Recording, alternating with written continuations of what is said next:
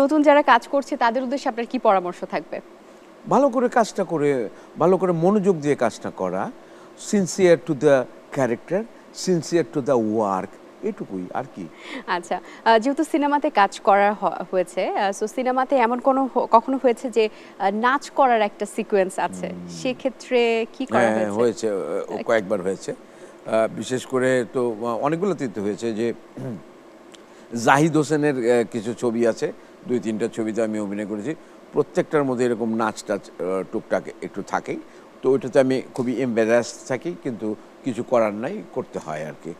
এমন জীবনের কোনো ক্যারেক্টার কি বাদ রয়ে গেছে যে ক্যারেক্টারটা করার ইচ্ছা আছে একটু ডিফারেন্ট ওয়েতে বা নিজের মতো করে নিজের চিন্তা থেকে? না, না। ও আমার কাছে আমি যে চরিত্র করি সেটাই আমার কাছে পছন্দ করি। ভালোবাসি সেই চরিত্রটাকে।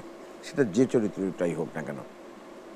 আহা! আমি যদি ইডি পাস করতে পারতাম, বা আমি যদি অমুকটা করতে পারতাম, আমি যদি ওই রবীন্দ্রনাথের অমিট রে করতে পারতাম শেষের কবিতা, এই জাতীয় কোনো ইয়ে নাই। যদি ওটা আসে আমার কাছে, ওটাও আমি ভালোভাবে করার চেষ্টা করব। না এলে নাই। আমি যে প্রথমেই বললাম যে কোনো আক্ষেপ নেই তো আমার, যে আমি আহা! ওটা যদি পেতাম। তার মানে কি? আমার ডিমান্ড কম। একটা মানুষের যদি চাহিদা কম থাকে, তার স্যাটিসফ্যাকশন লেভেল অনেক বেশি থাকে।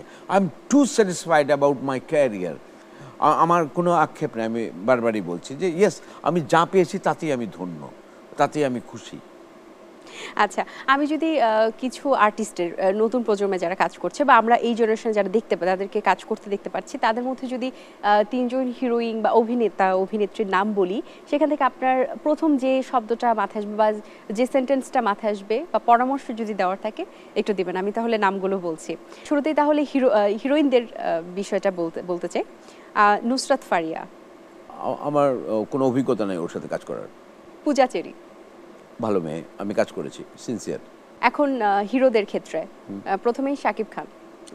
Wonderful, nice. আচ্ছা, আমি এনজয় করি ওর সাথে কাজ করা। ও আমার সঙ্গ খুব পছন্দ করে। ওর সাথে যখন কাজ হয়, আমি আর ও ম্যাক্সিমাম সময় একসাথেই থাকি এবং গল্প করি সারাক্ষণ। আচ্ছা, Nirab. Hardly I work with him. আচ্ছা, অবসর সময়ে কি করতে ভালোবাসেন? শুয়ে থাকতে, গল্পের বই পড়তে, আর হচ্ছে ইদানিং গান টান কম শুনি, সত্যি কথা যেটা, টেলিভিশন দেখি।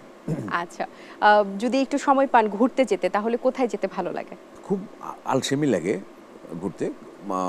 এখানে তো এমন জ্যাম চারিদিকে রাস্তাঘাটে, ওটা কম বেরোনো হয়। তো বাংলাদেশের বাইরে অনেক জায়গায় যেতে ভালো লাগে, অনেক জায়গায় গিয়েছি আমি পৃথিবীর। তো আরও যেতে পারলে আরও ভালো লাগবে।